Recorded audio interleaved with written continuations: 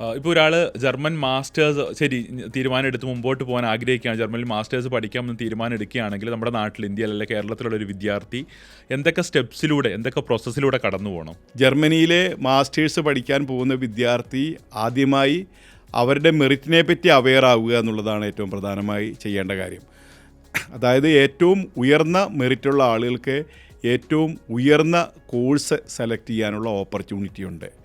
അവരുടെ അംബീഷ്യസ് ആയിട്ടുള്ള അല്ലെങ്കിൽ അവർക്ക് ഇഷ്ടപ്പെട്ട മൈക്രോ നിഷിലേക്ക് പോയി പഠിക്കാനുള്ള ഓപ്പർച്യൂണിറ്റിയാണ് ഏറ്റവും ഉയർന്ന മെറിറ്റുള്ള വിദ്യാർത്ഥികളുടെ മുന്നിലുള്ളത്.